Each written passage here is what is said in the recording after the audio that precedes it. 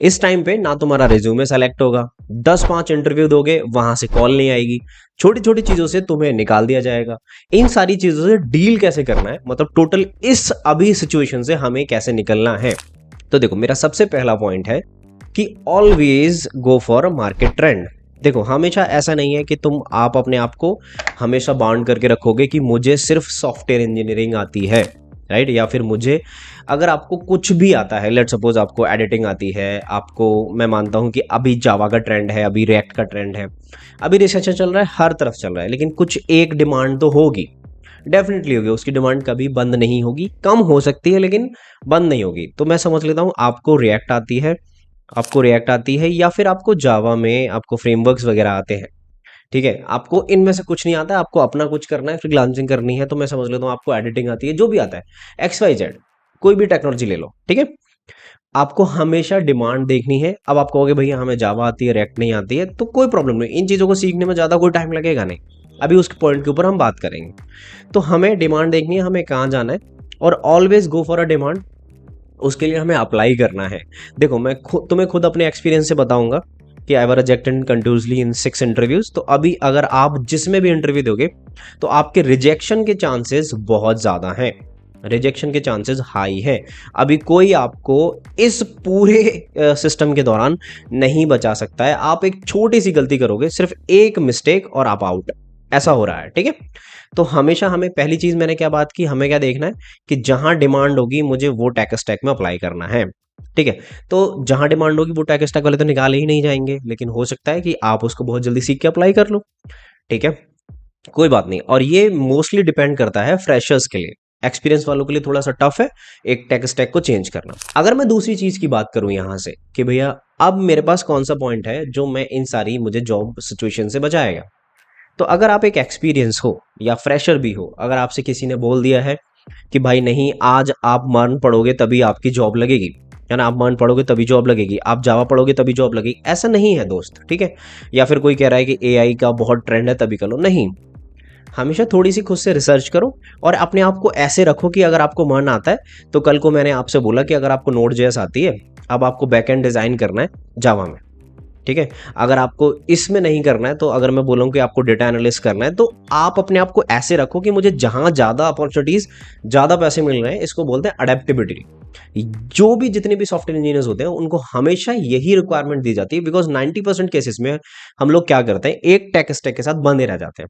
तो always change करते रहो। अगर आपके पास कोई रिक्वायरमेंट आ रही है, आपको लग रहा है कि मेरे को यहाँ ज्यादा चांसेस मिलने चाहिए या मिल रहे हैं, आप उस टेक्नोलॉजी को हमेशा अडेप्ट करने के लिए तैयार रहो, ठीक है। अगर आपको थोड़ा बहुत भी फ्रंट एंड आता है तो आप फ्रंट एंड की तरफ, अगर आपको अपॉर्चुनिटी मिल रही है तो आप जा सकते हो। अब हम चलते हैं अपने तीसरे पॉइंट की तरफ कि भैया अब ये तो समझ में आ गया कि मुझे टेक्नोलॉजी अडेप्ट करनी है, कोई बात नहीं, मैं डिमांड की तरफ जाऊंगा, मुझे ये भी समझ में आ गया, लेकिन अब मैं ये सारी चीजें करूंगा कहाँ से। देखो, फ्रेशर्स के लिए फिर से यहाँ पे थोड़ा सा टफ रहेगी, ये पूरा कहानी टफ है आपके लिए, तो ठीक है। अब यहाँ पे बात आ जाती है रिमोट जॉब्स की।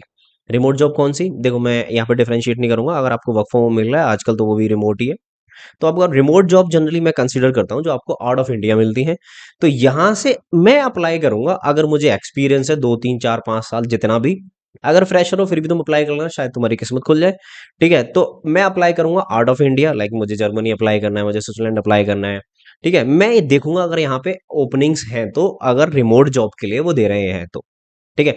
मोस्ट ऑफ द केसेस में ऐसा होता है कि अगर आप फ्रीक्वेंटली अप्लाई करोगे तो हो सकता है कि आपके थोड़े से लक वाले चांसेस आ जाएं और आपको ये जॉब मिल जाए। So always go for remote jobs. ये आप अप्लाई करना बंद मत करना इस पूरे सिनेरियो में जो अभी चल रहा है।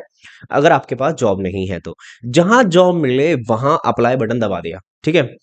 जहां जॉब मिले मैंने अप्लाई करना है, बस वो मेरे थोड़े से कंसेप्ट से मेरे रिलेटेड होनी चाहिए। जैसे जावा की जॉब है तो जावा में अप्लाई करूंगा, मैं फ्रंट एंड हूं तो फ्रंट एंड में अप्लाई करूंगा। अगर मुझे थोड़ा सा, मेरे को अडेप्टेबिलिटी दिखानी है कि चलो ठीक है मेरे पास जॉब नहीं है लेकिन मैं इस टेक में काम कर सकता हूं, मेरे को थोड़ा सा आता है, तब भी अप्लाई कर देना, ठीक है, बस अप्लाई करना है। अब चलते हैं यहाँ से फोर्थ पॉइंट की तरफ। यहीं से थोड़ी सी एक स्लाइट थोड़ा सा डिफरेंस आ जाएगा। अभी मैंने आपको बताया कि रिमोट जॉब की तरफ आपको जाना है, ठीक है, लेकिन अगर मैं यहाँ से फोर्थ पॉइंट की बात करूं तो यहाँ पे आ जाता है फ्रीलांसिंग, ठीक है।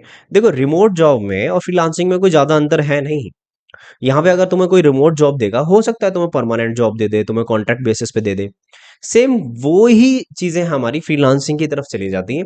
लेकिन फ्रीलांसिंग में मोस्टली हम कैसे काम करते हैं कि रिमोट में अगर तुम्हें कोई जॉब दे रहा है, यहाँ पे जॉब का मेरा मतलब है वो तुम्हें परमानेंट रोल पे देगा, कि तुम्हें वो परमानेंट रोल पे जॉब दे रहा है कि तुम्हें ये जॉब मिलेगी मिलेगी। फ्रीलांसिंग से मेरा मतलब ये है, यहाँ पे जो जॉब तुम्हें मिलेगी वो पर आवर के बेसिस में मिलेगी। लेट सपोज अगर तुम्हें कोई भी $90 दे रहा है ना, $90 पर आवर दे रहा है, $100 पर आवर दे रहा है, तो वो तुम्हें उसको आवर बेसिस पे काम करना पड़ेगा, मतलब घंटे बेसिस पे काम करना पड़ेगा।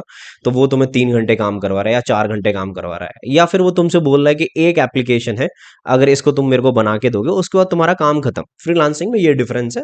रिमोट जॉब और फ्रीलांसिंग में मैं आपको डिफरेंस समझा पा रहा हूँ। तो लेट सपोज आप एक फ्रंट एंड डेवलपर हो, आप एक जावा डेवलपर हो, और इस सिचुएशन में आप फंस गए हो, ठीक है, तो वहां से अब मेरे को पैसे तो चाहिए, तो आप फ्रीलांसिंग पे जाओ, बहुत सारी अपवर्क की वेबसाइट्स हैं, फ्रीलांसिंग है, इन पे जाके या लिंक्डइन पे जाके वहां पे आप ट्राई कर सकते हो कि आपको कोई काम मिल जाए हाल फिलहाल ये टाइम बीतने तक।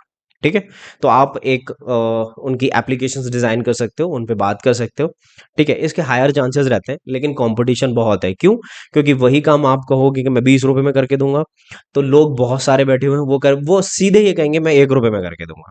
तो ये बहुत कंपटीशन मार्केट है, इस वजह से आपके चांसेस यहाँ पे कंपटीशन वाले बहुत बढ़ जाते हैं। अब यहाँ पे मैं अगली चीज की बात करूंगा कि चलो ये सारी चीजें तो लर्निंग से रिलेटेड है, मुझे कहाँ कहाँ क्या क्या फोकस करना चाहिए। लेकिन अगर मैं ऐसी सिचुएशन में कहीं पे फंसा हूं जो अभी चल रही है, तो यहाँ पे सबसे ज्यादा इंप्रूवमेंट होता है, या सबसे ज्यादा आपके लिए जो इंप्रूवमेंट वाली बात है और आपके लिए जो मोस्ट इंपॉर्टेंट बात है, वो कौन सी रहेगी कि आपकी जो लर्निंग है वो नहीं रुकनी चाहिए। ठीक है, अगर ये रुक गई तो ये आपके लिए प्रॉब्लम है, क्योंकि देखो हो सकता है कि आपको 4 महीने, 5 महीने या 6 महीने लग जाए, और किसी भी टेक स्टैक को भूलने के लिए ये बहुत अच्छा टाइम है। क्योंकि अब किसी के पास जॉब नहीं होगी और वो 6 महीने तक कुछ बैठा है या फिर जॉब अप्लाई कर रहा है, आप इन चीज़ों को भूलते जाओगे। ठीक है, तो अगर नहीं काम भी है या फिर आपको अप्लाई करना है, आप कॉलेज में हो, कुछ भी है आपको, तो ये चीजें सीखते रहो, कंटिन्यूस लर्निंग करते रहो, अपने आप को रोकना मत, या फिर कोई भी चीजें करते रहो, एप्लीकेशन बना लो, या फिर किसी से पढ़ लो, या फिर आप यूट्यूब से ही देख के पढ़ लो।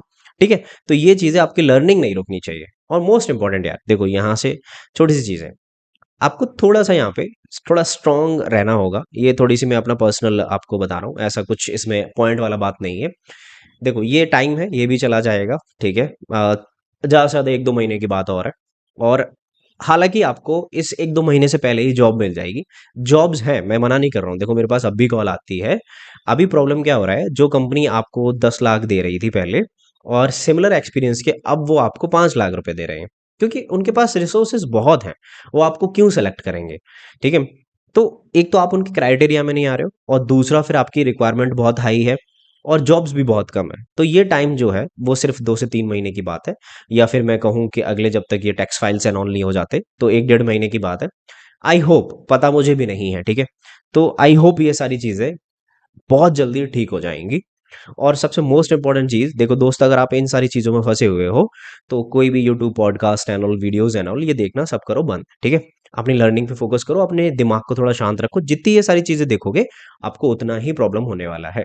ठीक है, आई होप मैंने आपको एक पॉजिटिव वे दिया होगा, इन सारी चीज़ों को देखने का थोड़ा सा गाइड किया होगा। अगर मेरी बातें और ये सारी चीज़ें अच्छी लग रही हैं, और आपकी ये मेरी गाइडेंस आपको अच्छी लग रही है, तो सब्सक्राइब कर देना, और वीडियो को कर देना लाइक, और जिनको ये वीडियो पहुंचनी चाहिए उनको शेयर कर देना। I will see you next video with some other topic. Bye bye.